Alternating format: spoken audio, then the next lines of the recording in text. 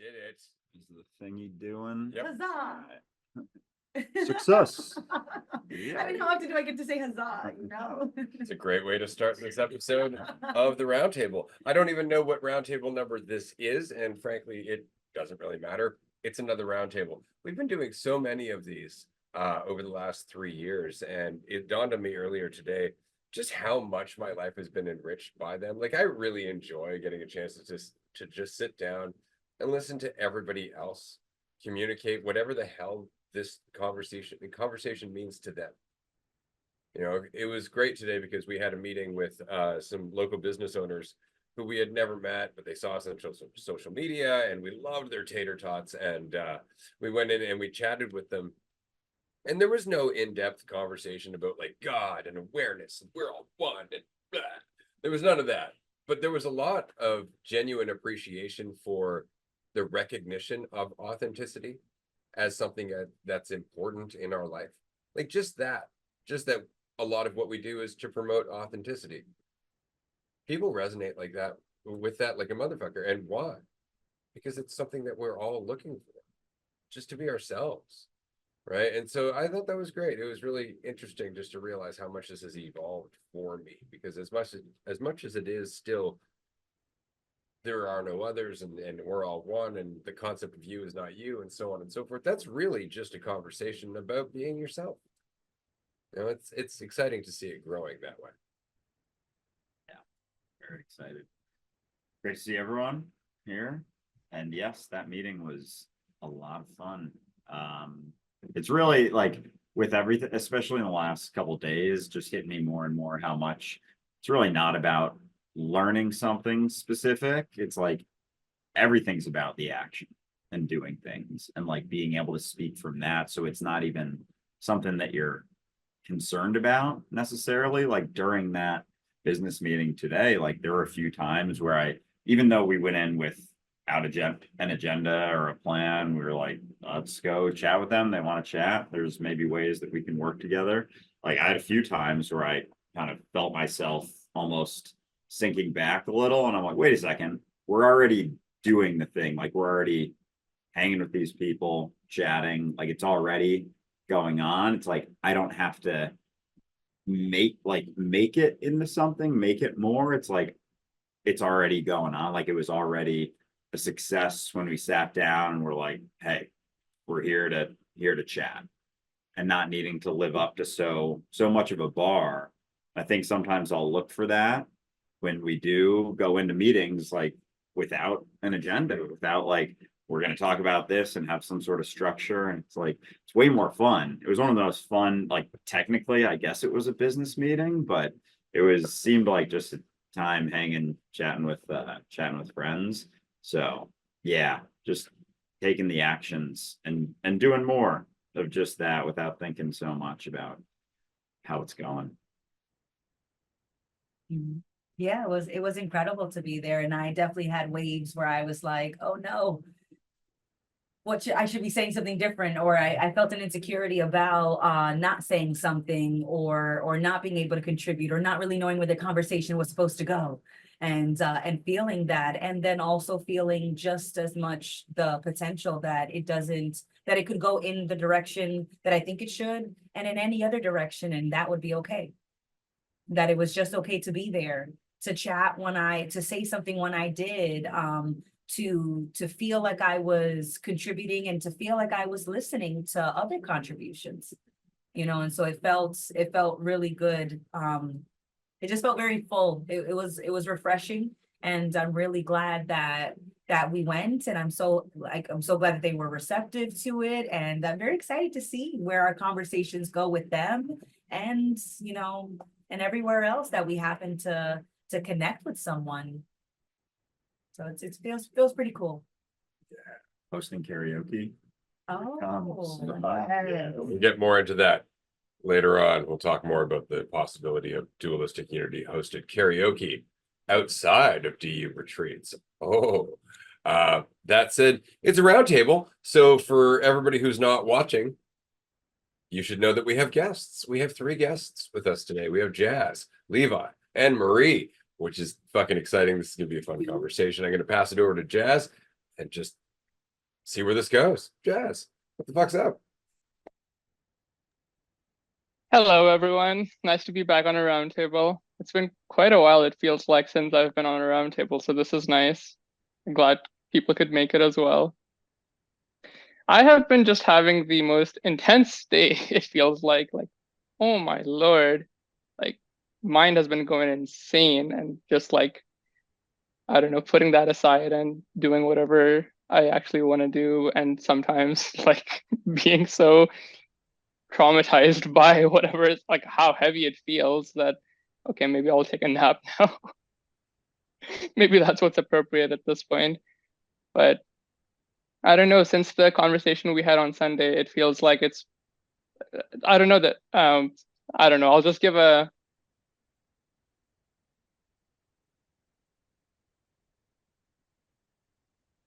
I don't even know what the word is.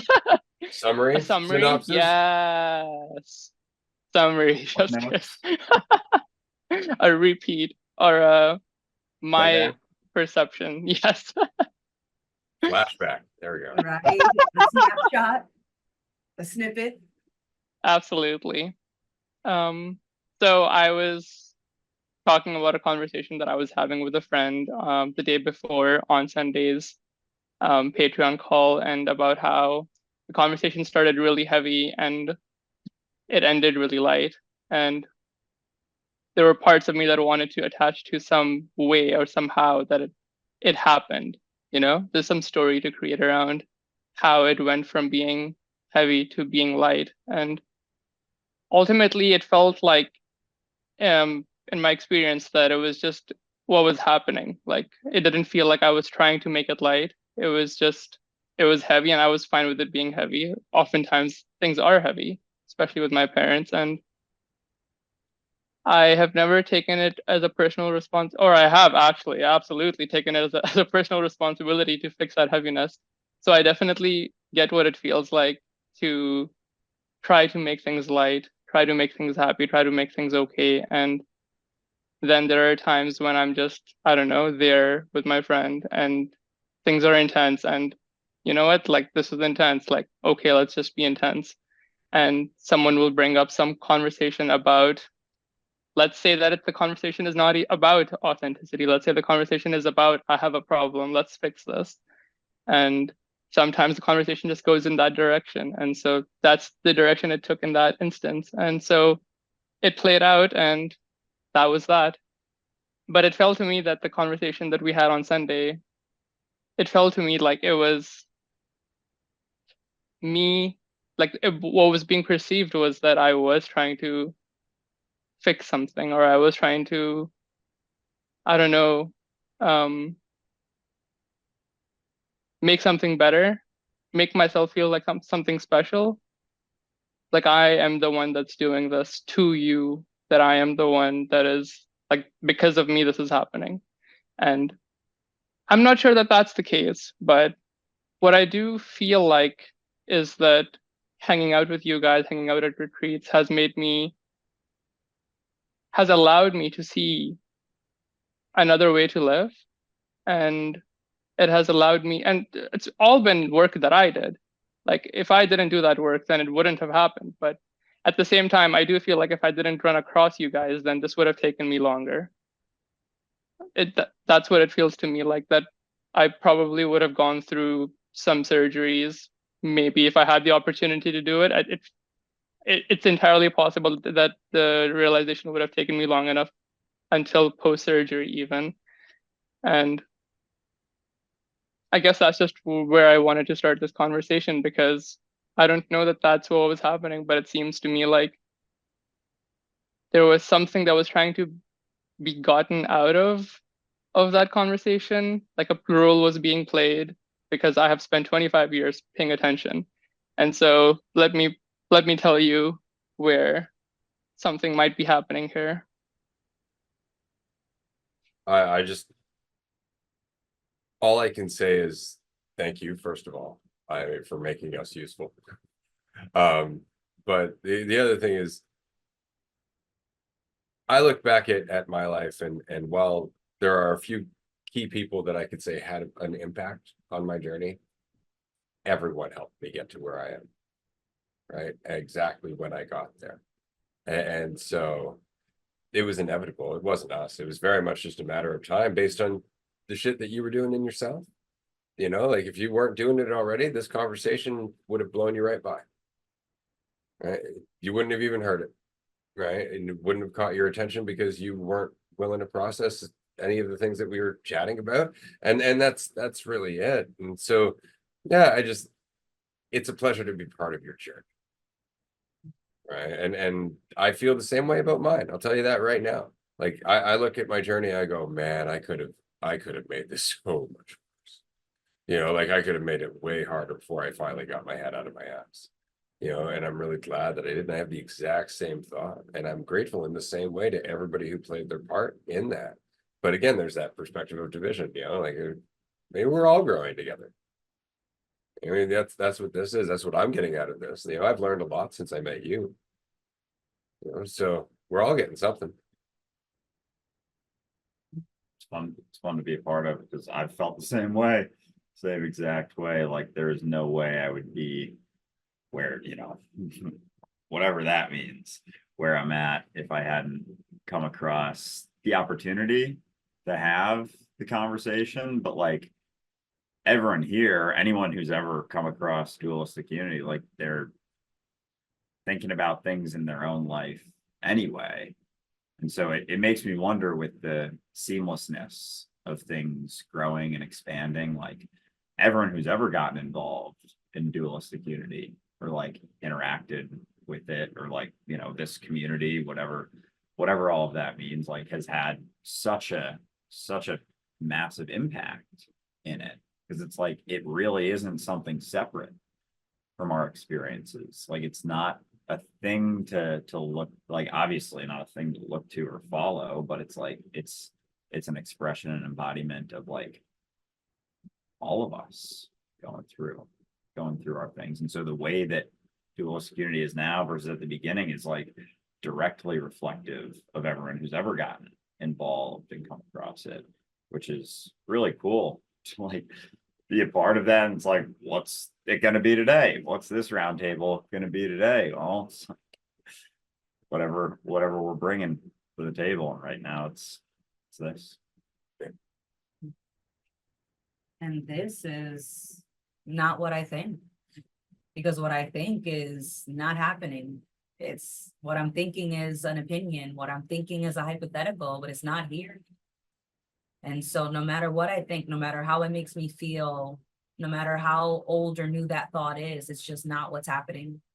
And so I'm so grateful to be having these chats and to be influenced by all of you, because I feel like all the words that I could want to say have been said, and there's so much of mutual appreciation and so much mutual respect.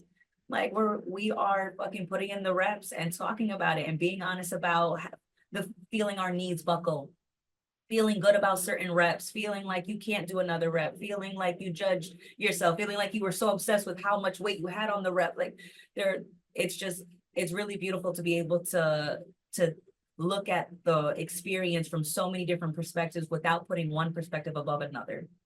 And I'm so glad that we all co-create that. So fucking thank you. Thank you so much, everyone, for helping to make these calls, these roundtables, these experiences feel like once in a lifetime.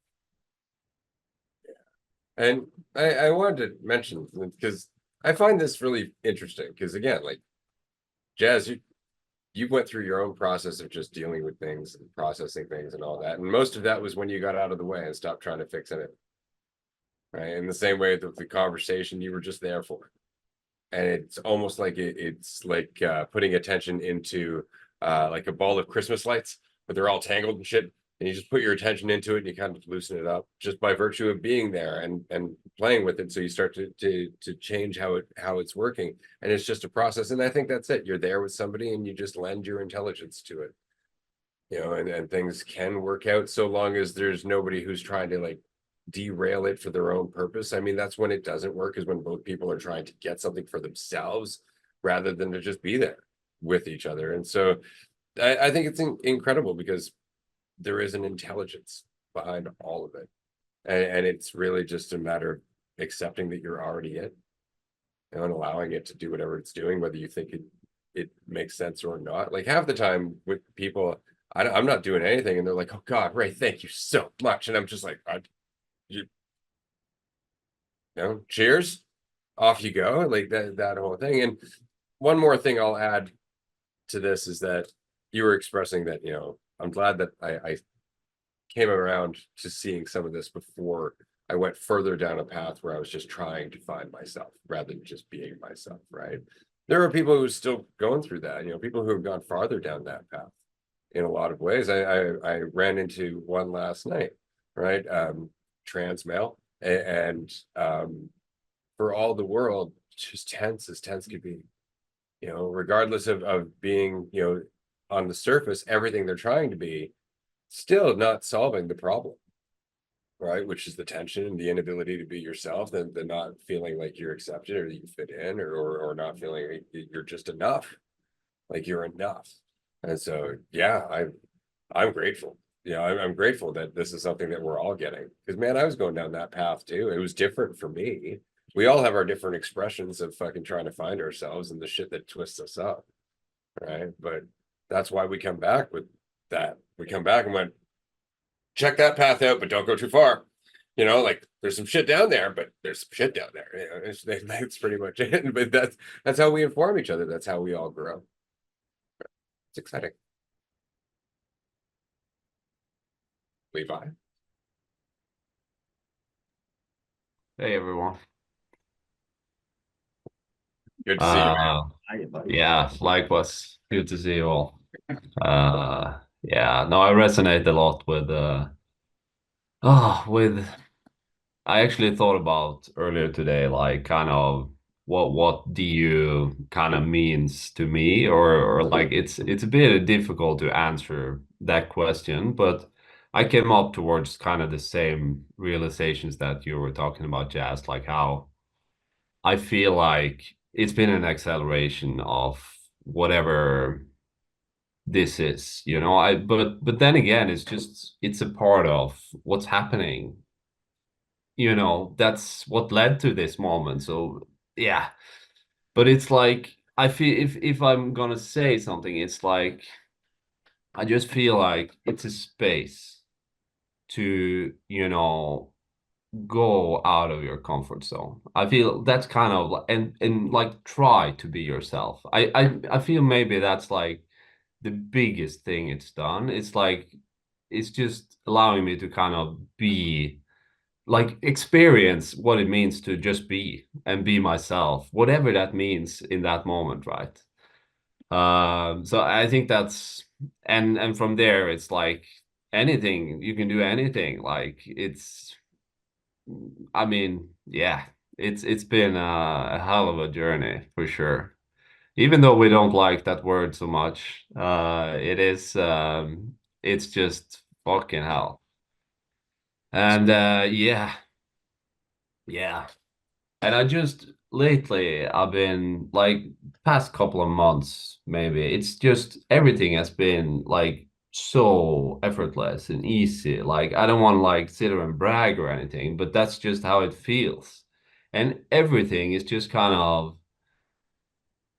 it's just flowing, you know. And it is but I've just kind of let go a little bit of the controls. It's like there are still kind of choices out there that I can just feel, and whenever I am like worrying about these choices in my head, I'm just, you know, do I need to make the decision now?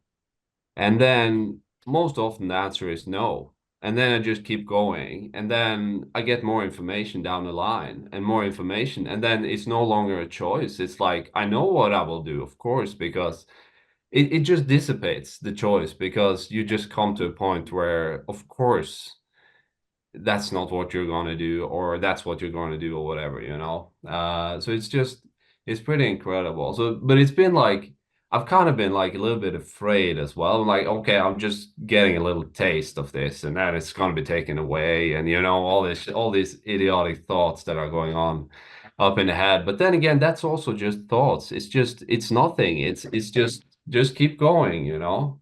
And now for the past couple of days, it's been extremely turbulent. Like, and it's just, I mean, I usually sleep very sound, but I'm struggling to fall asleep at night, and I'm just feeling some old patterns are kind of coming back in and kind of trying to grab me, and I'm falling for some of them, and then the next day I'm back on track. But it's just, I'm still fine, it's completely fine, and it's just, but it's not, I'm feeling a lot, let's just say, but it's just.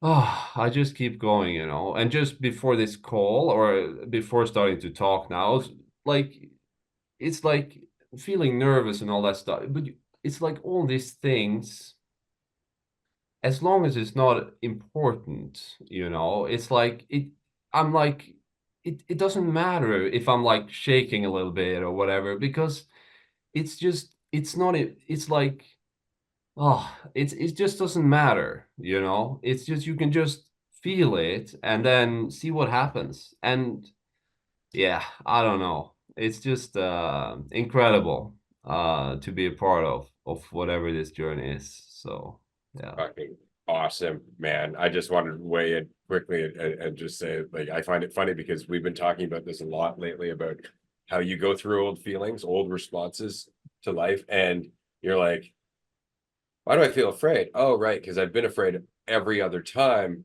but I know there's nothing to fear here. And so it's almost like your body is trying to catch up. It's like, what do you mean there's nothing to fear? I'm still afraid though, right? It's just give it time. We'll cycle through this again next time. You'll pick it up a bit more. It's like you're just giving yourself a chance to kind of acclimate to your new perception.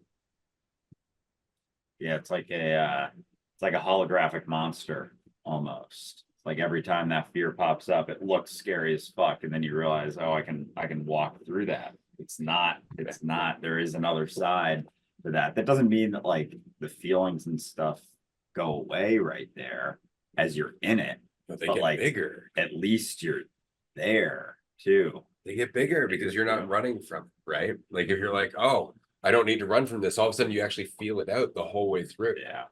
Right. The other night I was having a conversation with my ex-wife, and we were talking about the feeling of loss that goes with the end of a relationship. And I was trying to explain that I feel that loss all the time. Like I feel that, but I also feel the beauty that led to the feeling of loss. Like I have the same equal perception and awareness of the beautiful journey that made that feeling of loss come to be. Right. And so it's both gain and loss to me. I feel the full fucking spectrum about it. And I'm not running from that feeling. I'm not trying to choose one or the other. I'm aware that they're both there. Whereas some people will try to go back to all the pleasant memories to avoid the sad ones. But the sad ones make the pleasant ones more beautiful. Right. Like they inform each other. And so it's almost like you find yourself with a full spectrum of feeling, whereas before you're always trying to narrow it down to what was comfortable. Yeah, it's like everything, if everything's on the table, then there isn't so much to be concerned about happening. Like I was even thinking about that going into this call, like, I get nerves before a lot of calls, and like, all right, well, I've been on calls where I've just like felt like I'm in a pit, and afterwards, like, go about my day and I'm okay. So I'm like, if that's already happened, I'm still here, then maybe I don't have to try and hold on to every sentence, think I have to say something in response. Maybe I can just be here and hear what's going on. And there's like faith in that, but it comes from going through enough consequence where it's like, I've already done all that and I've survived. I'm still like, heart's still beating. I wasn't actually in danger ever. And so if that's the case and you can still be alive through that and experience all that stuff, then why not? It's like all the judgment that you fear. Like, what if they did? What if it did happen? It's like, could you still live? Could you still be you? Could you still go through your life? Could you still show up to something, not to overcome anything or prove anything, but just to experience what that experience is, what this experience is right now? Like, can you just show up without a need to prove yourself, or, do it to overcome a fear for trying to get something across? Because then you're really there. Right, but if it doesn't mean anything about you, then you're just able to maybe change your perspective from, I didn't survive those things, I learned from those things. You know, those things shaped a lot of my experiences. They added so much depth to my future experiences. They added so much depth to the experience that I'm in once I realized that I was scared and I didn't need to be, because it wasn't that I was truly scared of other things. It was that I was scared that I wouldn't be able to handle it. You know, I was scared that I wasn't enough, that something would overwhelm me. And not that I could just, you know, take things in, and maybe I would stumble, but stumbling is judging the step as not being smooth enough. And again, that just brings in an opinion, and that doesn't actually take in the experience that you're in the middle of. But it's just, you know, I was thinking when you were saying about, like, you know, letting your body catch up, it's like, no, absolutely, you feel that. Like, I feel the nerves bubbling now, and it's so easy, because the minute that I think, you know, am I nervous, I feel nervous.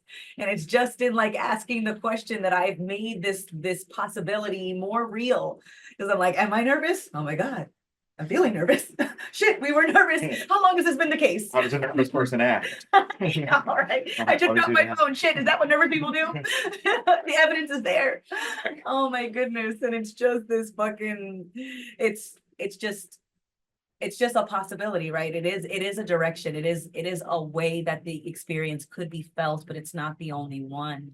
And it's just as easy to transition from one feeling to another, because they're all accessible the minute that you reach for it, and you reach for it when you think of it. Yeah. And before I pass it over, I just wanted to say, Levi, it's fun, man. It's really interesting, because I've talked to you now for almost 2 years, I think, and just the progression in the conversation has been inspiring, because every step of the way you've been like, I'm just here to feel this out. Like, I've got questions. I'm going back and forth with this. There was never any sense of, you know, we're leading you anywhere, or there's anything to follow. You're just like, this all sounds kind of interesting. And then over and over again, you're just like, so I decided to give less of a shit today, you know, and I felt remarkably good, you know, and it was just that. And it was because you gave less of a shit about something that you're not, but had thought you were. And so for me, it's exciting, because I experienced this in my own life. I've described it to everyone as the day I realized I had never lived for me. And everything in my life changed. And that's it. That, to me, that's it. If I can just, you know, communicate that your life is yours, fuck, like, that's amazing. And I have for 20 some odd years. You know, not many people like to hear that. So when I'm talking to all of you here, for example, and you're talking about your journeys, I resonate, man. I fucking love it. Like, when it hit me, because it's not about memorizing anything or hearing the words or doing any of that. It's just those moments of recognition. You know, those moments where you're just like, right, I don't need to rise to that. Like, I just don't, you know, and you make it your own choice. Love that shit. It inspires the fuck out of me. So cheers to the journey. And I have no problem calling it a Yeah. journey, because it certainly fucking appears to be one. You are all included in this fist bump. Fuck yes. Yeah, Unite. absolutely. That's Levi, right. would you like to follow up with anything, or shall we pass it to Marie?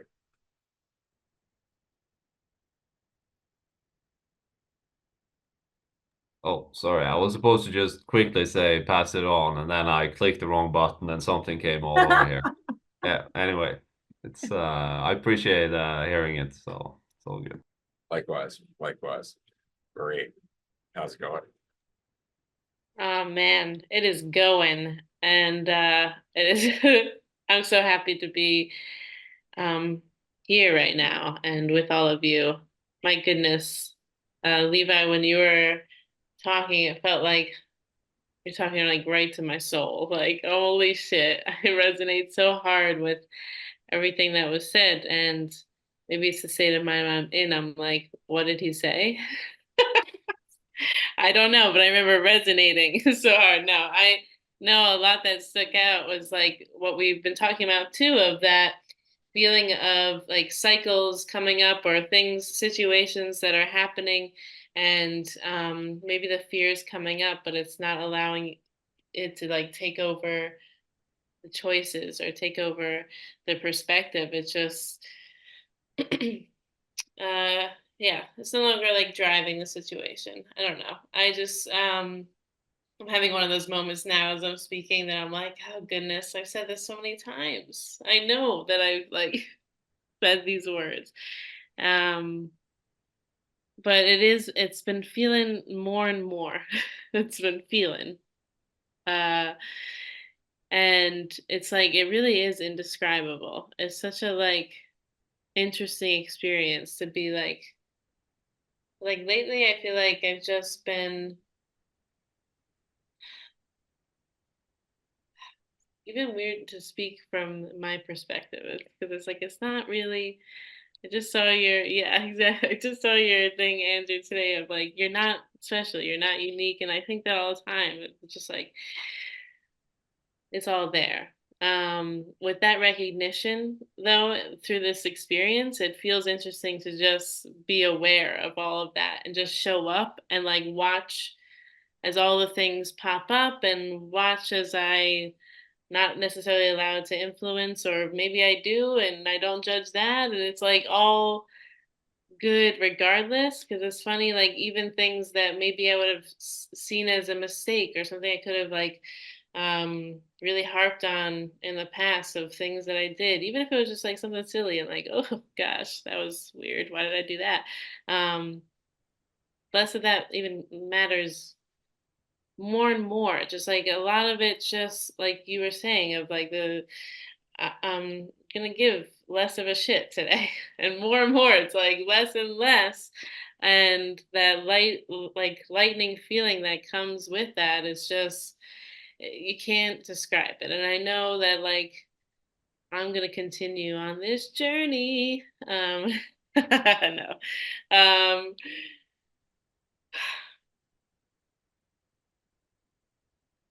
and I don't know. I don't know what's gonna happen, but that's what's fun. I don't know.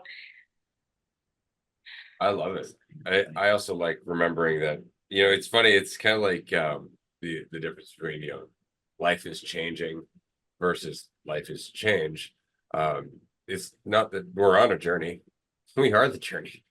We are the journey. The experience of being us is the journey. That's reality. It couldn't happen without that subjective experience.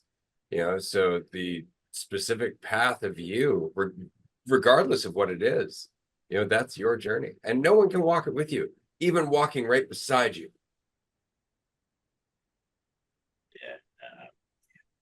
We really can't. Nope. We really can't help anyone. And how much that like takes some of the weight off too, that like you can't help anyone. Like anything you say in response, like they're gonna take it as they will. Like it can't be it can't be, it's not that it can't be attempted to be for someone or to help someone, but can't be actually done. Like there's no actual way to do it. And sometimes, yeah. I mean, what sort of reality do you wanna be, really? Like being yourself, showing up, giving a little bit less of a shit, or being overly concerned with just prioritizing yourself. And like that sense, like you're talking about with fear, like that always being a driver, like that being something that dictated, oh, I don't do this because I'm afraid, versus, oh, that's there, of course. And like just looking that in the face, like, well, what's right on the other side of that? I'm just showing up, like not doing it well or doing it correctly, but just showing up and seeing what you learn, because everyone's kind of doing that one way or another. Right. And I like that you said that, it doesn't matter what you tell someone, because whatever you say is gonna go through the filter of them, because that's their life, is all of their considerations. And so imagine if you were actually, if we could describe it in a new way, instead of like, you can't help someone, right? And of course you can't, because you'd be offering them a solution that only worked for you in your circumstances with your specific conditions and can never work again with those same conditions, because those conditions are only available to you. And if you were to offer that to somebody, you'd be like, yeah, well, of course, a specific solution for you that's customized for you couldn't work for me. Exactly. Of course you couldn't help me. Your conditions are specific to you. But it's like, if you were to lay that out, people wouldn't be looking for or hoping for your help, because they would know that the only help you could give is really to yourself. Right? But we don't even view it that way. We view it as like, it could be copy and paste. Someone else's attempt in their specific conditions could be replicated, because we think that we could replicate the conditions, forgetting that you can't. And you wouldn't need them to if you just pay attention to how your life feels to you, how it's unfolding, and then you just make your pivots, you make your adjustments with your considerations. And that's why whenever I talk with somebody, I was like, when you go to an expert, right? Because sometimes you do want to pick someone else's brain who has a lot of exposure to a specific topic that's relevant to you. That's great. People are a great resource. When you go to that resource, you take what they say with a grain of salt, and you know that they're like an assistant to you. They're not an expert that's giving you a solution. They're giving you considerations for a great brainstorming session. And then you are the one that's going to be able to come up with the best option, the best solution, the best perspective, and in terms of application in your life. So that's what I was like, when you go to that doctor, you go to that consultant, it's not disregard everyone else who's not living with your specific conditions. Just treat them more like an assistant than a guide that's going to give you a specific solution that'll work for you. Because only you can figure that out. And it changes. Oh man, that was dope. It's funny because I was thinking as you all were talking about like the fact that our experience is like unique, at the same time to put so much importance and weight on the experience and say like that's who I am and that's it and that's everything is like where that like you're not unique in the sense like like it's like kind of feel like I lost my train of thought there, but Oh, I like where you're going there. We all exist. Like there's commonality. We are all dealing with the subjective experience of existing. right. That's our commonality. And because of that, we all have the same temptation to identify and all of the shit that goes with that. Frustration, disappointment, greed, suffering, want, desire, all of it. All of that goes with that. And so we're all doing that together. We just all do that in our own specific way. We all have our own flair for our own circle of hell. Our own panache, I've got our secret sauce. That's right. And the sauces make a return. No, just kidding. Most is just assuming that my stuff's special. My sauce is more special than any other sauce.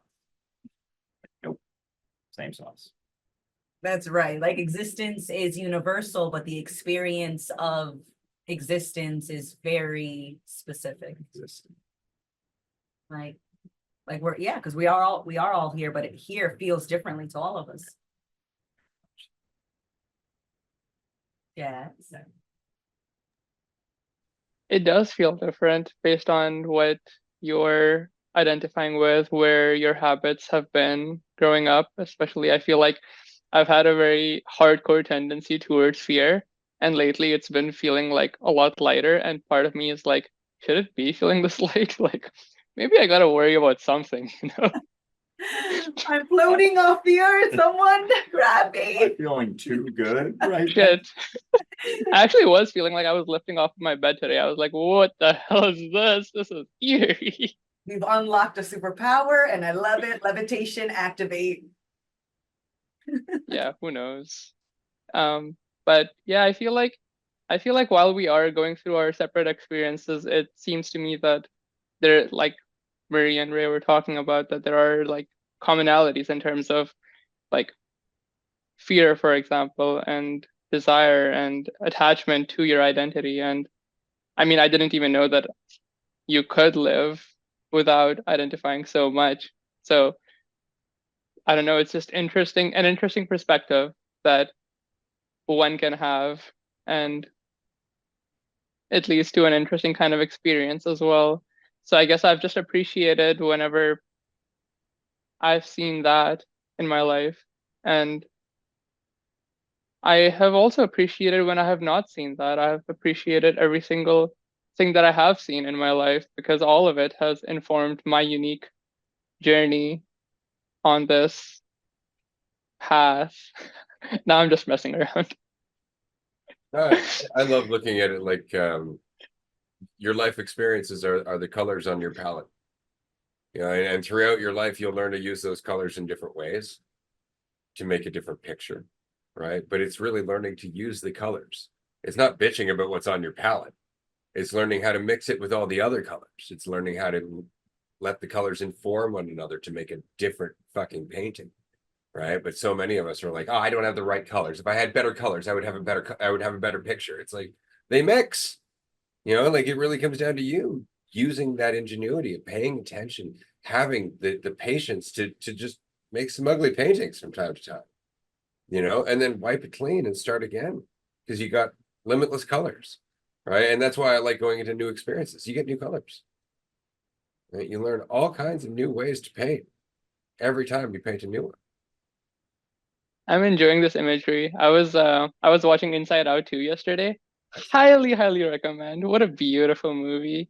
I love the direction they took with it as well. I don't know if you guys have seen Inside Out 1, which I also would recommend. Dad. That's a great dad movie. Yeah, great family movie. I watched it with my family as well, both movies. And yeah, it was resonating so hard because a lot of us have in our family have somewhat similar tendencies towards certain colors. And so the second movie was awesome because it was like going deeper into the sense of self and building that sense of self and where it comes from and the memories and good memories and bad memories and picking just the good memories and putting away the bad memories. But ultimately it's a team. All the colors are playing a role. The anxiety is playing a role. The fear is playing a role, and all of these different colors are all playing a role. It's like it's not like you're not supposed to think about tomorrow. Like, yeah, there might be a tomorrow, so better buckle in for a potential for tomorrow. You might want some money for tomorrow if you want to pay rent, you know, that kind of thing. Yeah. But yeah, I don't know. It's I guess it's just interesting to see how much pressure I put on myself all the time and how I can keep undergoing new experiences over and over again despite not having certainty of where it's going or what it means about me or I don't know, like where it's going to lead. Because the moment is happening right now. It's not about being excited about what's going to happen or about hoping for some lesson in the future or anything like that. Or I don't know, even hoping for some great food, for an amazing, delicious, sweet crepe. Because when the crepe is here, am I actually eating it or am I thinking about the next big thing, you know? And yeah, I guess it's just a lot of uncertainty has been coming up for me the past week, especially just in regards to, I don't know, I feel like a lot of potential has been unfolding in the mind in terms of what's going to happen. And I've kind of been going with it.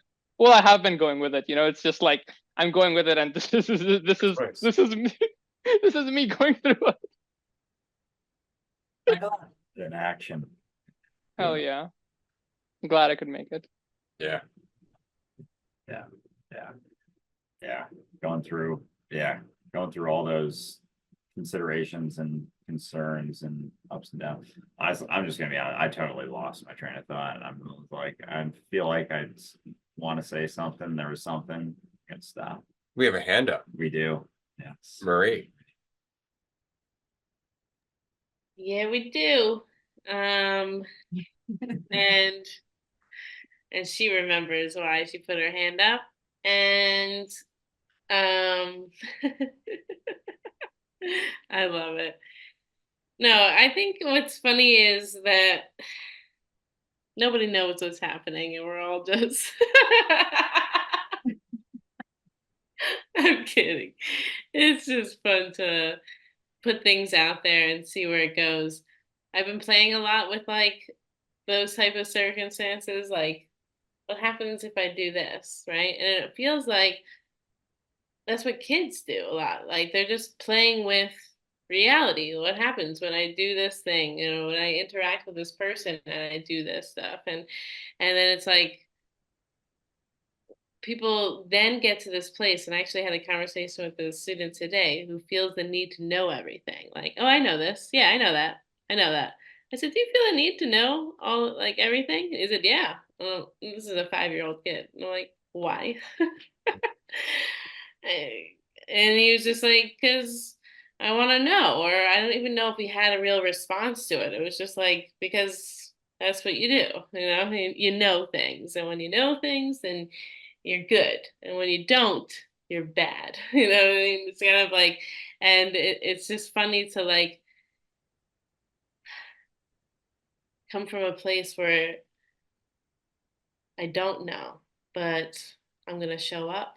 I'm going to not take it seriously, all the things we say, but it's just like so funny when you ride it out, and it's going to be like uncomfortable at points, but it's like watch it all the way through, because it's like it's a really fun ride, and you learn a lot, and there's this natural flow like Levi was speaking on. It just feels like here it is. Let me just ride it out. It's like we're in a river, you know, whatever. Oh my God. Oh my, that was said too. And it always will be, right? Like that's the thing. Like we're going to say a lot of these same things over and over again in a lot of the same ways, but we're going to mean it differently each and every time, and we all mean it differently from every point of view that we're coming from. Like I mean it differently than you do because we're basing it on different lessons. We're basing them on different experiences, different paths that got us here. And I think this is one of the things I find fascinating about this, is because what we're really talking about is that what humanity tends to consider intelligence, which is the memorization and use of concepts, is really just a superficial covering on what intelligence is actually expressing and being underneath it all. Because while we'll tell ourselves that there's a story that we're going along to, we have moments of clarity. We're like, oh, wait, no, I was learning way more than that, right? It's all of a sudden the story is just not, obviously not the truth. So there's been something happening the whole time. And this is why we talk about jumping in, having faith in yourself, because that's not you going into a situation with an idea of you that's in control, has certainty, will guaranteed to be looked at in a certain way. None of that. It's really just you operating on the fly in the same way you would if you were driving down the highway at 160 miles an hour. You know, you'd be paying real close attention. Oh, yeah.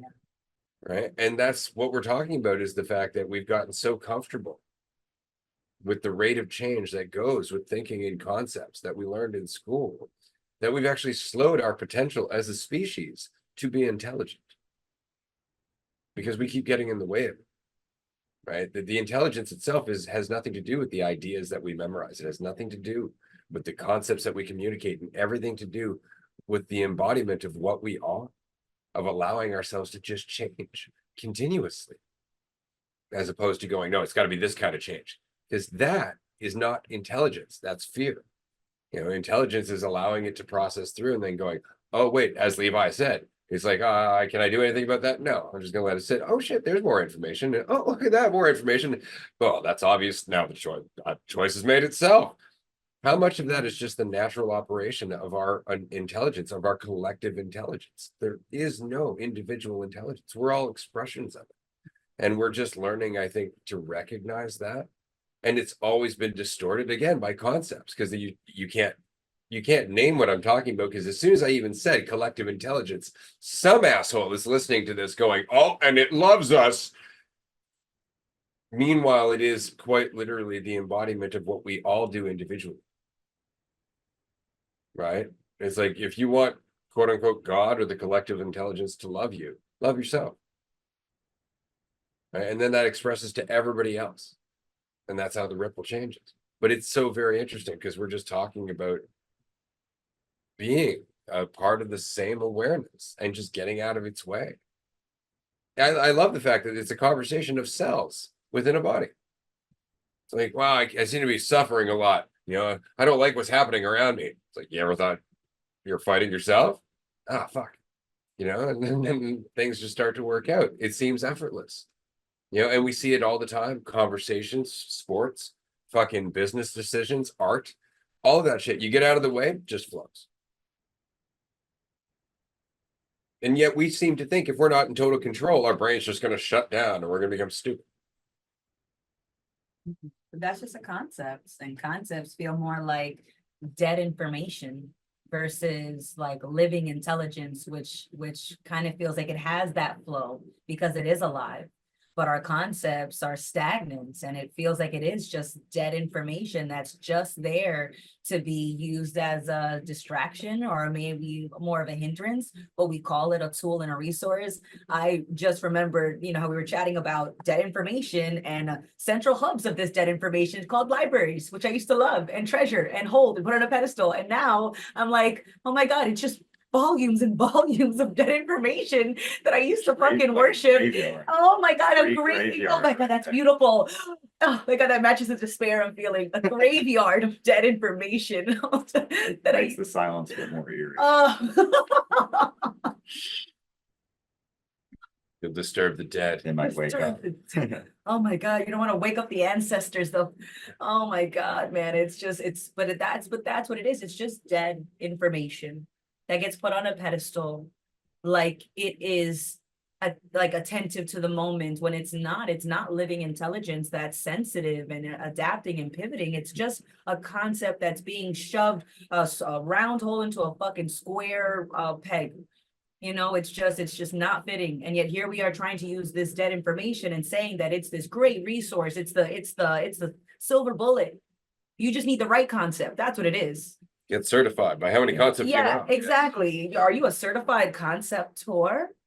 You know, a lot of concepts. Stop on Jeopardy. Make some money. You the sultan of concepts? Oh no, you know? Concepts. Oh my God, but it's not intelligent, and yet it's treated like it is because it feels safer, because it's familiar, because it's got that collective seal of approval.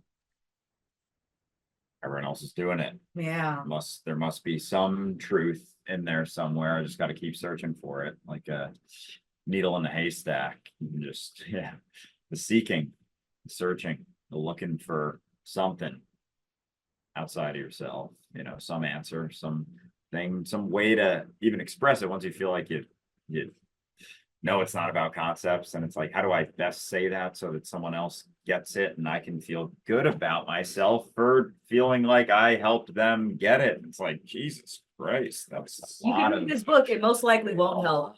It's such a bitch. It's Feel like a what concept concept? flavor.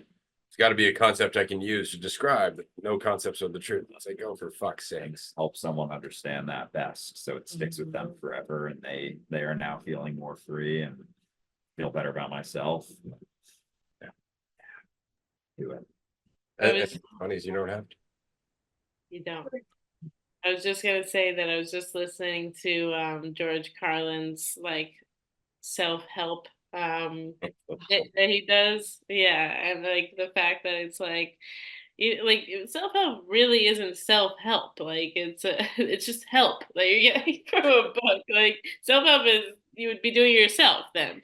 But anyway, I remembered what I was gonna say before, which was funny because I just got out of the way, and that was what it was about, is get out of the way. Like just that's all it feels like this process has been about. And it's been funny to like watch even when I do get in the way, but it not allow myself to trip me up, I guess, in the same way and not take it so seriously. So it's just been this fun navigation of not just hold tight and like that understanding that you can just tap into that natural intelligence, and like everything else does when it doesn't think about itself. It's like it's happening everywhere when you just step back and look, and you just observe without needing to do something or be somewhere and it means something about you. You could just tune in and see what happens when you tune in and show up.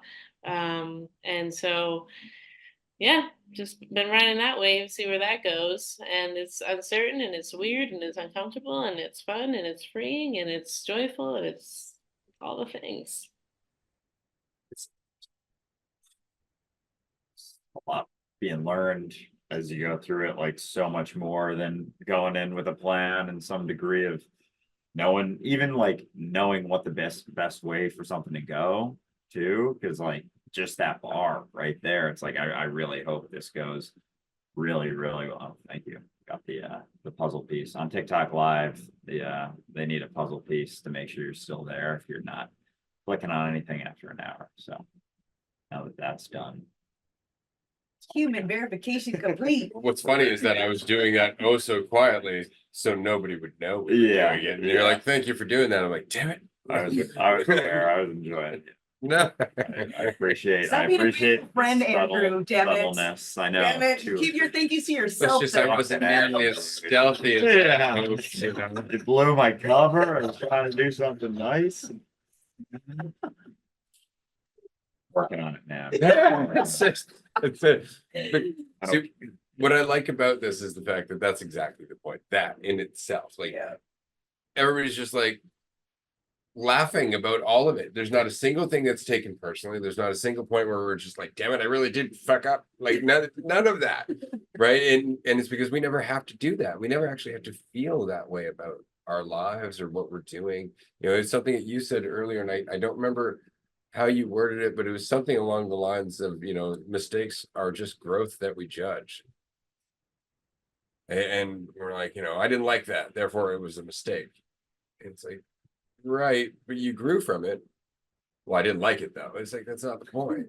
That's Right? irrelevant. Like, you grew from it, you know, well, it didn't happen the way I wanted it to. Also not the point. You know, maybe you have unreasonable expectations. Maybe that's something you needed to learn in addition to doing the thing. You know, like there's more to it than just that. But we go, but that's not part of my plan. And therefore it's a mistake. And that just goes right back to that illusion of control. You know, the idea that we even know what's best for us. Because even that idea, we know what's best for us, really does come down to us like looking at ourselves separate from everyone else. Mhm. You know, as far as I know, what's best for me is me getting everything I want. Give me yours. If you have it, I can't have it. That's Hand it. it over. That's what's best for me too. And some of the things you want, I want. I see. Yeah. Obviously, we have a problem, and it's you. I think we have to duke this out. What kind of army you got? Give me time. Give me time. I'll find people who are willing to share what I want. See? There you go. Yeah. Build it. But it's just that. Build it and hoard it. Mhm. At least they can't kill us anymore for talking. It's not that they can't. Yeah, They just, there's enough in the way. there's more complication, more cameras, you know, Very true. and not as many people like cheering them on. Right. That helps. Or- That helps for sure. If nobody's lighting the torches, you know, it's Right. It They're helps. missing the Coliseum, man. jazz. From- Where would you like to go with this? Thankfully, I had missed like a small portion of that, so I don't really understand how we ended up at the Coliseum. So Me neither. Out come the gladiators. Release the lions. We're extra hungry. Pretty sure it started with human verification, and now we're Right. like, you know, Human bloodshed, our favorite hobby. absolutely humans. You know, the greatest sport. Yeah. I mean, they can be though, right? Like, I feel like humans and people, I feel like are kind of used as chess pieces. Like, I've definitely felt that way in my life where people are pieces or pawns or I don't know, like it's a game and people are providing me something and or I'm giving them something and it's a transaction. And so I feel like just recognizing just how alone I am in this experience and how much pressure I put on myself in every moment and how I don't need to have a plan necessarily to show up and be myself. Like I can have a plan to do something, but not to be myself because then I'm not being myself. And I feel like often I've had plans about what I'm going to talk about what I'm going to say, about what I even know, and often I have prepared. Honestly, like I feel like the preparation has been happening like pretty much every moment of every day, which is just taking in information, regardless of whether it's from DU or from its other people or whatever. It's just like it's school. And honestly, I want to bring this up because I found it really funny how I find it really funny how like the etymology of school is scola or school, which is basically leisure. Like it's supposed to be a break from work, and like I'm just constantly in school. Like holy shit, that's a lot of work. That's not break. Right, learning sounds like it was fun at one point, more Yeah. relaxed, and you did it in your leisurely time to learn about cool things, to explore your curiosities, and then it turned into a way to prove yourself, to find value, to increase it, and to just have more control. And we didn't need that control because it was always happening perfectly. We just wanted some way to get somewhere, but we never needed to get somewhere because wherever we were was fine. But there is potential, there are options to explore. But I think the more that I think about myself, the more that I think that I am something that can be thought about, even the more potential for judgment there is. But I think it's just about going through those experiences where I am just putting myself out there, being myself, exploring the options that I want to explore, not knowing how that's going to unfold, have that mind go absolutely batshit and go do it anyways, because I don't need to be afraid of my fear. It is informing me, but it doesn't need to control me.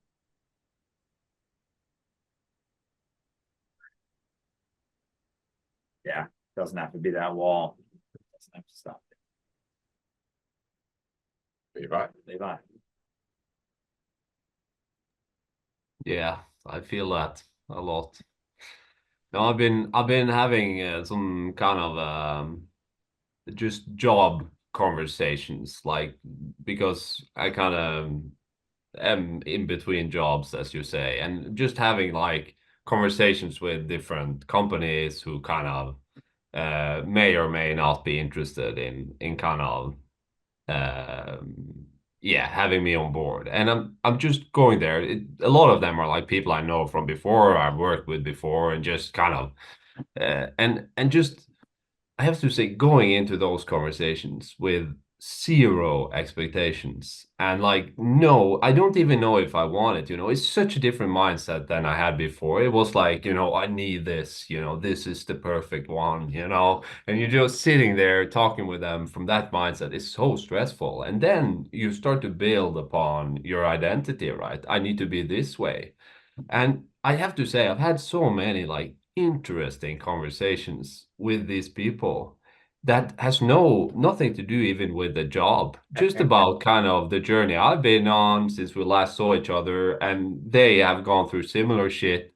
And we just suddenly 2 hours have gone by and we barely talked about the job or anything. And it's like, and it's just, it's so it is so wonderful because that conversation had nothing to do with the job, and it did like I don't know if that conversation like kind of was supposed to happen or whatever, but it didn't feel like it had anything to do with the job. It was just a really cool, interesting experience. And then yeah, I don't know. There's something about just going in without expectation because you don't know. You don't know what it is. You don't know what's gonna happen. You don't know what's best.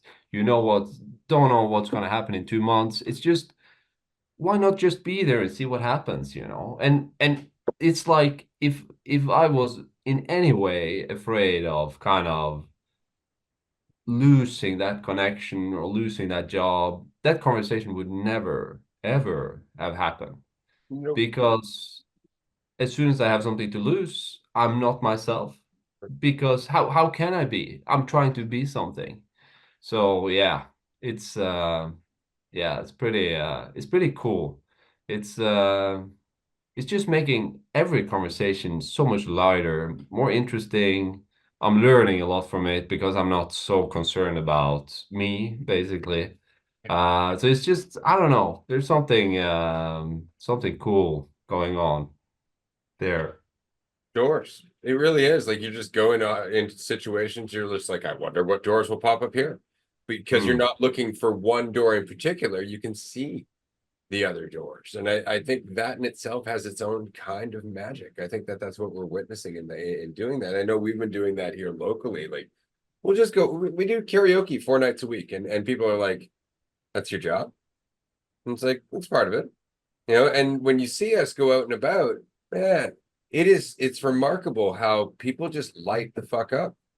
Like we'll walk in and we'll cheer people on, we'll talk to people. Every single person that comes within like voice range of us, we're like, how's it going, man? And everybody just reacts to it. They react to it in a way where it just feels different to them. The environment has changed, right? And then they'll come over and they'll mention some random shit. Like weeks ago, we heard about this new place that was going to be opening, but we didn't know what it would be. And then a couple weeks later, somebody else mentioned it. And this time we got the name of the place. And then a week later than that, somebody's like, oh yeah, well, it's the same owner of this place. And it was like, oh fuck. And then we ended up reaching out to that place. Now we're going to be doing an event with them and helping collaborate with their, like, and all that just happened in itself. And then that led to another thing today where we're going to be doing something else with another local business based on the project that we had planned on. So all of these things just, they were the result of us just showing up at places and talking to random people until all of a sudden a bunch of fucking dots connected and there was a picture. It's been really cool to see that play out because Levi resonated a lot with that sense of like directionless conversation or like doing things without having a set meaning, especially like work type stuff like that structure, the rigidity, like, no, we're doing this for this reason and it's going to likely have this outcome, and like not doing that as much. It's been honest, and today is one of those days where it hit me even more, like after a meeting we had earlier today, just like all the things that we've done so far that I saw as like just doing stuff are like starting to come together a little bit, and they kind of have a way of making sense. But there's times sometimes where it's like everything seems all over the place, and it's like, how is this? And like, I need to figure out how this, and like piece these things together, and like this fits best with, and it's like, no, there is a natural way of things playing out, and like ways that conversations can go. Like majority of the time I've ever had conversations, it was like interview-ish, not actually, but just like, you know, question and answer, curious about something, or had a reason for it. Like I have an end goal to this, want to, you know, get to know this person better for this reason, or how this, you know, night's can play out. Anything like there was almost always a reason, and like not having that outside of just making the most, and like being super fucking curious about where the conversation's going to go. Like, where is this interaction going to end up? Like, what could be, like, what's behind that curtain of like being willing to just step into a conversation without a plan, a structure, a direction, or a situation, or just your life? Because that's where it's like there's stuff behind that curtain that you can't see if you're trying to plan and schedule everything and know how things are going to play out before they happen. You just can't, it's like you just can't experience those same things. Or it's like once in a blue moon when you happen to stumble across like, oh, I wasn't as prepared or ready, and I just kind of like had faith in myself for a bit. But yeah, being willing to just let things play out and like have faith, like that's what faith is. That's faith, is not having so much of a plan or direction or reason for doing something outside of just like your involvement in it. Yeah, I wanted to mention very quickly because we had this conversation the other day. Andrew has a lot of alarms that are set on his phone, and it's because we have a lot of things going on with Dualistic Unity as a whole. I don't have those alarms. I don't have those alarms. And Andrew the other day figured out that often I just barely remember right before something's going to happen that we were supposed to do that thing. And a perfect example would be Monday's episode where like I went for a walk. I was out. I went to get like a coffee and a bagel, and all of a sudden I went, what is that feeling? Something. Oh shit, I gotta go and record in a half hour. That's nuts. That's, oh my gosh, the amount of like going to bed without an alarm in the morning at some point, even like there's something still very much there. I try to set the morning alarm, but what's funny is I wake up right before him. But that's it. Faith in yourself. It's But just, for meetings too, like for a meeting, not well, what's the have- worst that can happen? You don't make it. Yeah. Everybody Yeah, has to yeah. adjust. Yeah. That's the it. worst thing No can one's happen. dying. All of a sudden, it's, oh, I didn't make this meeting. I never want to talk to you again. Damn you and all your children. Like, it's not likely to go that way, you know? It's really not. And so it's more or less like, hey, man, I flaked. You want to do this another day? And then if it happens again and the person's just like, I just can't take your shit, well, then you saved yourself a headache later because you're not always going to be on the ball. I mean, one day it may not be that you flaked just because you were flaky, but you flaked because you had a lot of shit on your plate. Is that person going to be just as misunderstanding? Are they not going to understand then? Exactly. You get what I'm saying. Yeah. That's it. I'm going to stop talking on the lack of understanding. I love it. I liked what you were saying, Levi, about, you know, just going into the conversations without expectation, which reminded me of what Marie was saying about the kids and how they play with reality. And they're pretty much doing exactly that. They're going into different experiences, not sure what'll happen, but just making a choice, having no idea where that choice is going to go. And so they're playing with reality in the same way that you're maybe playing with conversations. You know, that you're just going into them knowing that it could go in any way, having no idea, and just going into it anyways with that same curiosity and that same kind of like childlike wonder. And so it feels so much lighter, and it's so different and yet so familiar, because this is what we used to do all the time, is just play with reality. But if we think about using the analogy, the painting analogy, it's like the kids are playing with colors and they're like, I'm thinking I'm going to mix this yellow with a little tiny bit of the blue. And they have no idea that it's going to make it a slightly greenish. They're just mixing it because they just feel like, I'm just going to mix this with this. And I'm going to fucking paint one stroke. And we're going to see what happens. But after a number of responses to those choices, they start to cater to a certain template, a certain palette, a certain structure. And they stop playing with the colors because of the responses that they remember getting, either responses that they are so scared to get again, or responses that they think that they should get again, because it means something about them as the painter. And the most unexpected paintings come from that place of just not needing the template, not needing the response, and not knowing what the image is going to look like, and just enjoying every choice with no plan for it. And so I appreciate those paintings, and I appreciate being in that lightness and that freedom to just mix a color with no idea how it'll look, and no expectation of what I want it to look like or what it means about me. So I love that kids are playing with reality, but that never became an option that we couldn't do. It's always available to us. So we can play with reality in that same way, where you're just making a choice, knowing you could go in any direction and just doing it anyways, because you can handle whatever happens, because you're just going to be enjoying the process of painting and not looking for a certain painting to come about or a certain image. So, yeah, making our own colors.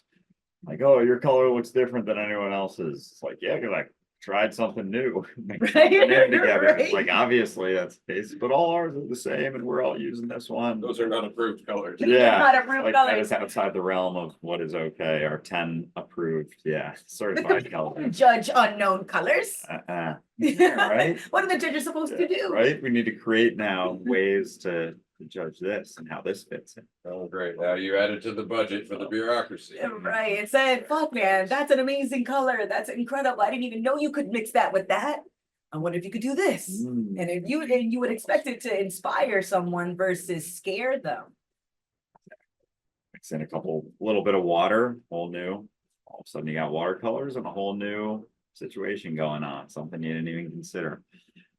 Just doing paint. It's funny, I so often, well, I guess, oh God, words are fun.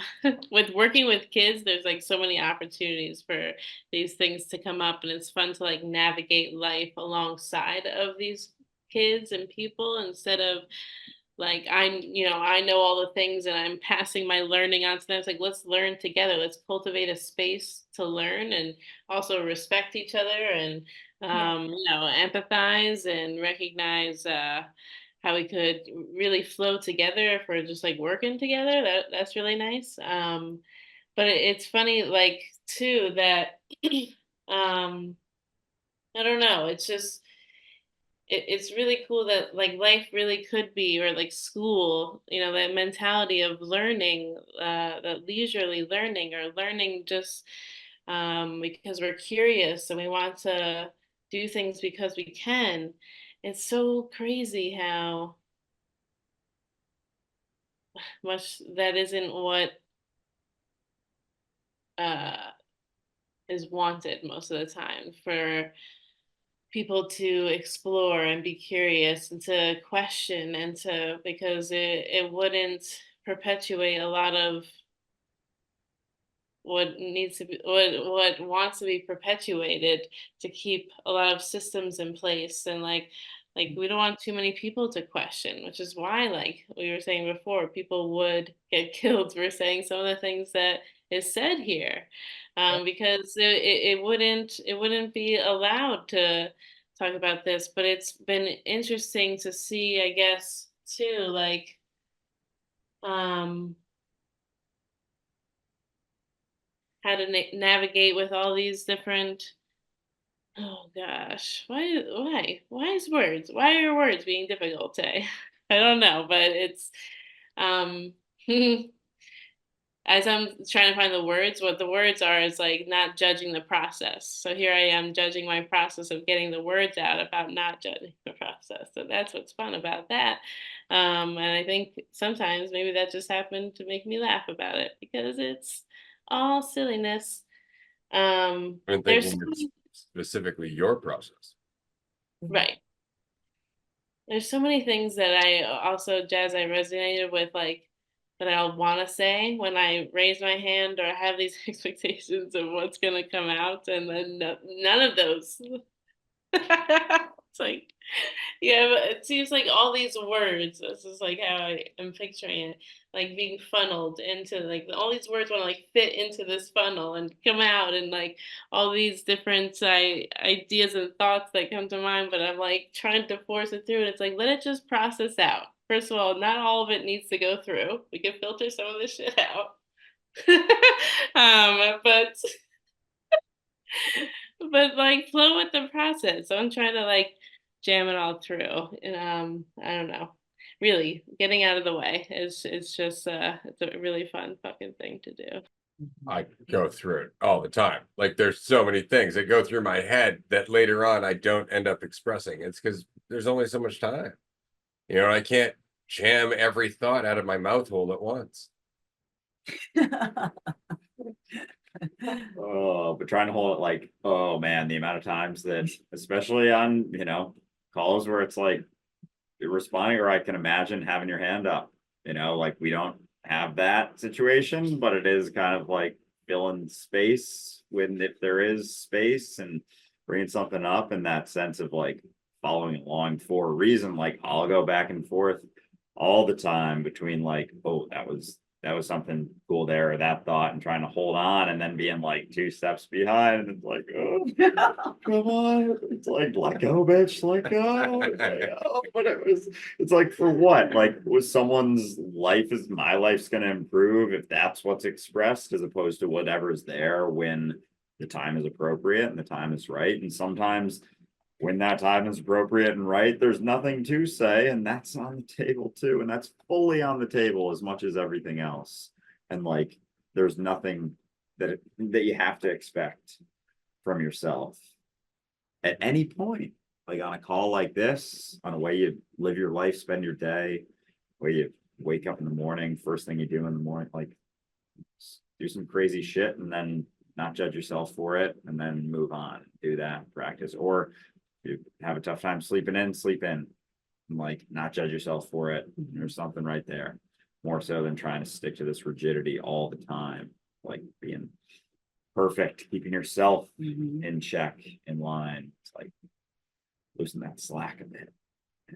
Right. When I mentioned like libraries being like dead information, it's like schedules are also dead. right? This schedule is this rigid structure that's like you're supposed to wake up and then do these things in this sequential order and take these regulated breaks. And it's like that doesn't sound alive. That doesn't sound like a life. That sounds like very much a dead thing, like a dead carcass that I'm just carrying through every moment. And I'm just like, all right, carcass says it's time for lunch. It's time to eat. I know what I mean. It's this fucking dead body I'm just carrying with me. And I'm like, damn, these grocery runs are really tough, man. Every Monday at 10 a.m. I've got to go to the grocery store, just carrying that dead body with me. And it's not it, and it just seems so cumbersome, and it seems so absurd when I put it in that way. Like you're just, like a schedule is just a dead body you're just carrying around with you, and you're like, that's crazy. Oh, And I think of that as like that's my measure is I'm checking in with this dead thing, how I should live my life, and then I wonder why I don't feel alive. Yeah. Pure insanity. Levi, glad I got you laughing. Yeah, for sure. So yeah, it's been nice letting go of the structure more. It just opens up a lot. But then again, it's the whole pendulum thing, right? If you have absolutely no structure, I can tend to I don't know. It's like society is sort of. I feel it requires some structure. Maybe not, but yeah. Yeah, I'm not sure exactly why I put up my hand. Yeah, there was something. There was something about school, and yeah, and we moved on from that. I'd like to touch on the society thing and the structure, because that's a great direction to go in, because I can understand why that pressure's there, because it's like, what time are you going to be there? Because I don't have much time. So you got to be there for 15 minutes, right? Like time is money, all that shit. Like our whole world's fucking structured because it's all just based on this, need to resolve this sense of lack, this need for control, everything else. But I live on an island. I live on an island in a small city. I work for myself in a remote job. Like there are things that over the last 25 years of my life have slowly changed to reflect my lack of need for that structure. I've made different choices in terms of jobs or locations or I guess people I would work for or with over time, just based on how my own priorities have changed. And then all of a sudden, 20 years later, I find myself in a place that reflects how little structure I really want to rely on. And so for me, I think the same is true for society. I think that as we change, that structure will change. I think that's why a lot of people started working once COVID passed, people were like, I don't want to let go of my remote job. The fuck are you talking about? Like, I'm just starting to feel what my life is like. People are actually going like, oh shit, like taking care of my kids at lunch is an important thing. Like all of a sudden everything just changed. And so society's got to change with that. Mm-hmm. I think that's it, is that we wanted that structure for so very long that it was easy for the system to build up around us based on it. And then now it just reinforces that, and we feel oppressed by our own need for structure. I think it's funny. We're going full circle, the pendulum. Right. When I think about structure, I just think it's just rules. Like it's just a rule that I give myself for how I spend my day. It's a rule for how I interact with others. It's a rule for how I spend my time alone. It's a rule for how I work, live, play. Like all these structures just sound like templates of rules. Your school structure, the corporate structure, our societal, the way that we approach education. These are all just rules for how we're supposed to do something, when we're supposed to do something, and who we can do those things with. And it's just all these rules that we came up with. So it's so funny that we will be like, well, that's just the way it is. It's like, motherfucker, we made up these rules, which means we could change those rules. Wild. Whoa. Right. No. That would take so much work. There it is. Like just changing our own, that's the thing, changing our own rules. It's like a culmination of all our fucking rules. But yeah, the structure, the rigidity that comes with that, the desire to fucking look to something else instead of, because the balance and the gray area with it. Like it's something that absolutely can be used. Like there is a convenience, but it's like, doesn't have to be that guide, Yeah. I guess. And I have always wanted it to be a guide. I've always wanted it to tell me what to do and give me that sense. Like I've mentioned it with nutrition and stuff, with calorie counting. Like I spent a few months calorie counting and was like, had a set number I wanted to hit for the day. And it was kind of irrelevant at the end of the day, whether I was hungry or full, I was hitting that number. So if I was a little more hungry, it's like, doesn't matter. Go to bed hungry. If I'm super full, still get to that point where it's like add a bit more. And when I stopped doing that, I was like, oh fuck, there's like a natural flow to this. Like on the days I'm more hungry, eat a little more, not as hungry the next day. And I don't have this like grinding, like square peg into a round hole type situation. And that's what structures are, because so many of them come from someone else too. Like you can create structure isn't like a demon or a devil, but oftentimes 99.9% of the time it's coming from someone else or something to follow. But like you can make structure within your own day based on yourself instead of based on everyone else. And I think that's possibly more of a healthy relationship and a way to utilize it instead of it utilizing you, that whole thing. I love it. I'd love to jump in just to be like, maybe it's not that we build a structure, but it's like structure versus sensitivity, right? You're sensitive to the considerations. You're sensitive of the moment. You're sensitive of yourself, and you don't need the structure because you are sensitive. But when you don't want to be responsibly sensitive, you want the structure to take away the work that you think that you could get rid of. Yeah.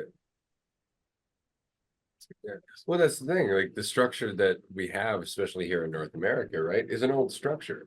And so it was designed with the most sensitivity that they could at the time, which is why like there's 4-year periods between voting for somebody. Once upon a time, it took that long for somebody to send mail by horseback, right? Like there was a process. It wasn't just tallying in the votes or getting people, like it was a totally different thing. And so that was as sensitive as they could be to the public, because of the technology at their fingertips. Now we have the technology to be sensitive all the time, but we don't adapt the system accordingly, right? At all. Just the sensitivity to the new circumstances. We just hold on to that same old structure because it's tried and true. We know it. It's It's like, when was the last time you delivered mail by horseback? You know, one if by land, two if by sea. Hold on, You're let me looking Google shitty. that, you know?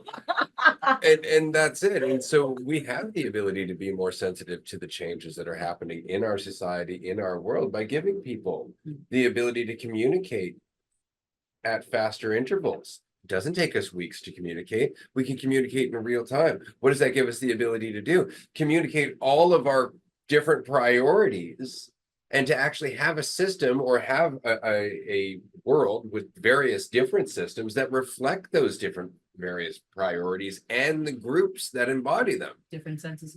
Absolutely, but you could do that with sensitivity, to actually have it a moving mass of like micro governments. Be this living organism. Oh, that'd be so cool. Absolutely. And drop one in certain areas, and then it would be based so much more on geographical stuff too. There is an ability to utilize, and like more common mentalities or focuses can have a smaller set of, you know, that would be the geography, all the mentalities. But to think about it, like if they were to change that right now, and to actually give, let's just say every citizen, every voter in the United States a say on how the military budget's allocated. You know, all that shit that they pass through Congress that no one looks at because it's fucking massive, and they're just trusting the representative that they can Or vote they for slip it into a bill that's every not 4 defense years. related. Straight up, you know, They like do that shit. the whole TikTok thing, they slipped that in with fucking support for Ukraine. oh shit. Right? So like that shit, imagine not having representatives that could do that, but everybody actually having a real-time vote. It's like, well, we're going to allocate money from welfare to the Pentagon. Big old fucking thumbs down. Yeah. And that's why they don't do it. Yeah. Straight up, that's why they don't do it. People respond. Yeah. But we can. And so it's that balance between structure and sensitivity, right? The structure should adapt as we do. Instead, we rely on the structure because we're afraid of letting go of what we know. Levi, I'm sure you had your hand up. Yeah, you did. See? It's It your was turn. just like there from before, I guess. But yeah, it's very interesting to hear you guys talk about it for sure. It's like something that hit me, like I know like we've talked about this a bit before, but like the whole responsibility thing on a structure, on a habit, on and I was even like it hit me with these choices. Like the reason you want to make that choice is because you don't want to have the responsibility or the uncertainty in the moment, right? You just want to make the choice and then you're done with it and you don't need to like relate to it anymore. So it's like it's kind of like because it feels really uncertain to go into like meeting after meeting, for example, with like but you haven't made a decision yet, but you keep like you're still there, you're still in the moment, like kind of getting information and kind of yeah. So I really feel like it's a lot of this with structure is mm, just reducing the responsibility kind of and the need for sensitivity, right? Because it's like, oh no, but we just always do it like this, etc., etc. So yeah. We've mentioned that before. One of the first things early on in the podcast, just talking about like traffic lights and just how much, things have gotten more convenient, so much more convenient to the point that like you don't have to look to cross the street. You just wait for the little light. And a lot of times people just don't even bother looking and like just relying on, oh, this is going to tell me what to do. And there's so many things like that out there. But yeah, it always cuts away at sensitivity or the feeling of like a need to, but also like how much of life is missed in that. Because there's a lot of, a big spectrum right there, a more full spectrum. And yeah, trying to mitigate one side of the spectrum. Not gonna get any of the other either. Going hand in hand. It's just nuts because we just do that without even realizing it. And it's like, of course, because I'm not sensitive to the fact that I'm relying on the structure, so I don't have to be sensitive. I don't have to pay attention to that. And and it feels like it's more convenient, but it has its own ripple. And so when there are moments where I'm not being sensitive and I'm feeling like, well, why should I be sensitive to other people? They're not being sensitive to me. And it's like, yeah, but that is just shucking the buck or passing the buck, right? Because I'm like, why should someone else be responsible for the way that I feel about things, right? Shouldn't being sensitive to the way that I feel, the way that I live, the way that my life is unfolding, how would I want to give that to someone else? That sensitivity feels like it's a great gift. It's a great opportunity to be able to feel things more deeply or to realize that I was afraid to feel things more deeply, that I wanted to trust myself, that I felt those insecurities. Like all that sensitivity is an opportunity. And instead it's looked at as a burden. We see that sensitivity as a burden. And so we think that the structure will alleviate the burden. Yeah. And because of that, we've lost sensitivity. That's the funniest And we're part. like, why can't I feel anything? Right? And that's exactly the point. And so the system, I always find it funny how the system has over time increasingly taken responsibility away from the citizenry, but then bitched about having irresponsible citizenry. Oh, Jazz. I am really enjoying the conversation and where it is right now. It's interesting because like we were having a conversation about structure at the previous retreat in the Denver retreat, and whether or not you need structure, whether or not you need some kind of law telling you what's right and what's wrong. And yeah, it's interesting because I feel like I agree with most of what's been said here. It's like it's interesting because, for example, like knowing that the call is going to happen at 3 p.m. Pacific Standard Time for the roundtable is like good, like if it's like, oh, I don't know what time the roundtable is going to happen. Although, you know what, like if you did that, then people would just show up. Like whoever showed up. That would be fine too. Like you don't need particular people to be showing up at the particular time. You can have a roundtable at like midnight your time. random roundtables.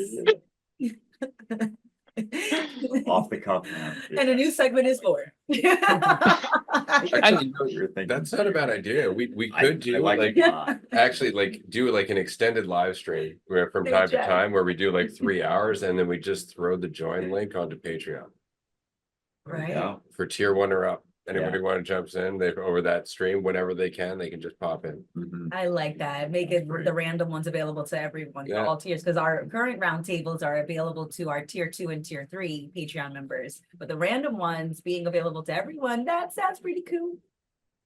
That sounds fun. Yeah. And like spontaneous and like also like who knows what would happen, right? It's like anytime, any place, any people. It's like there's so much potential for that when you're not necessarily relying on the structure, but it's just an option.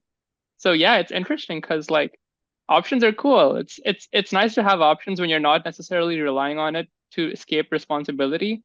Because when you are being responsible, when you are allowing sensitivity to arise, when you are feeling the full spectrum, then it's like, oh yeah, like let's set these times so that people can consistently show up. And then also like, let's fuck it. Fuck it. Blow the schedule up, light the fuse. Straight up. Actually, before we wrap up this afternoon, I just wanted to mention actually that we're going to be playing games again in the very near future. Buckle up, everybody, because we're all getting strapped in to get back to gaming online. We're going to be doing some dope shit. And if you haven't already, do check out social media at Dualistic Unity on Instagram or TikTok, because we do try to share what we do from Monday to Thursday on karaoke and whatnot. And of course, one more announcement. The Port Albernia tickets are available now for November 2nd to November 10th. This is our full retreat. We are returning to the first retreat location. This is going to be just an incredible experience. Whale watching, hot tub, live music, yoga, walks through the forest, cannabis, chef, the whole bit, a massage therapist or Reiki, if you prefer Reiki. This is the full fucking package. It's an amazing experience. The tickets are available currently to tier 2 and 3 supporters on Patreon until Sunday. Tier 1 will get access as of this Sunday, and then a week after that, they will be publicly available. But if you are interested, if this is one of those events you absolutely want to go to, pick up your ticket now. That is my recommendation, because we released this a little over a week ago, and we are now down to less than half of the available tickets being there. I think we have four doubles and a king. We have 4 double beds and a king available. The double beds are in shared rooms. Each room has 2 beds, so you will be sharing the room with somebody else, but each room also has its own private fucking bathroom, which is amazing. I love that about this location. The king size room does not have a second bed, has its own private bathroom, and has the option, if you would like to bring a guest, you can bring a guest to share in your king bed. So that is an option that wasn't there previously. This is going to be an incredible event. The sooner that you buy your ticket, the sooner we will be able to message you and go, oh shit, this is what's happening. So definitely, if you're interested, jump on that right now. Tier 2's got access. Patreon.com/dualistic unity. And do remember, all of the Patreon members, tier 1, tier 2, or tier 3, save money on these retreat tickets. Tier 3 saves $350, which is a sizable discount. And less than, you could even get 3 months on tier 3, and it would still make sense net for the discount. But you get on there for 1, yeah.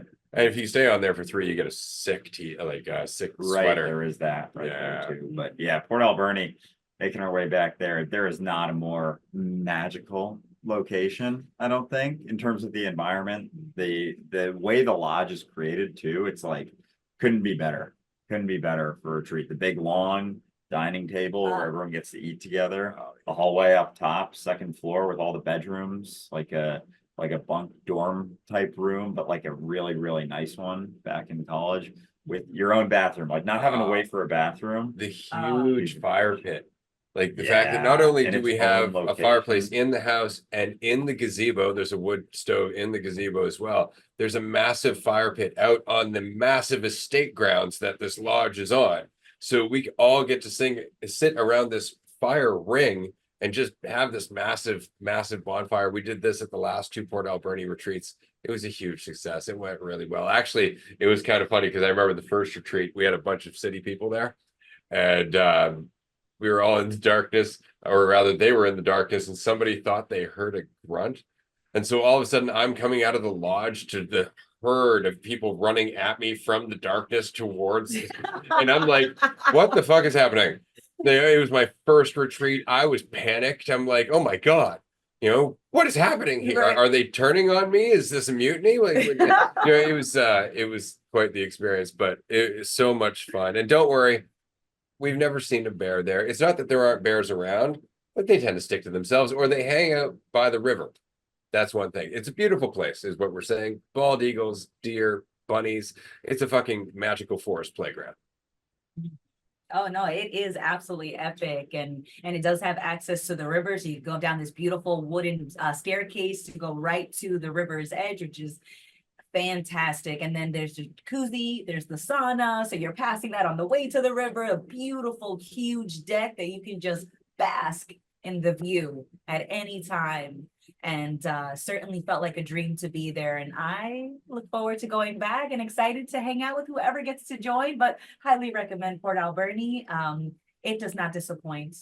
But if you come with less expectations, you'll make it easier for not to be disappointed. So, Yeah, that's a good point.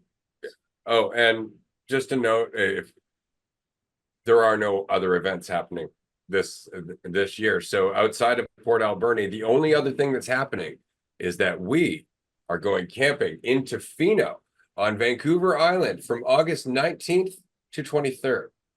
We have our ticket, or we have our campsite booked. If you would like to join us, book your campsite. The information is currently on Patreon where the campsite is, right? All you need to do is book site for those dates. Let us know when that site is booked, and we will let you know where we are. I don't know if we actually know the site until we get there, but the point is that book your site. If you can, book it in the forested site area, because that's where we'll be. And we would love to see you there. So the name of the campsite is on Patreon. We did the announcement, I think, last week, something like that. Jazz knows where it's at. And if you don't know any of these things, you can join us on Discord, where you can connect with the community and they can tell you all the cool shit that's happening. Absolutely. The Discord is in a great place right now. And if you are looking for the schedule, there's a schedule on there. And we're also going to be adding some monthly game night and movie nights. Like that's something that's been on my mind. And I'm going to be putting up polls after this later today to put a little bit of structure in there, get some time slots that work for people, a sprinkle of it.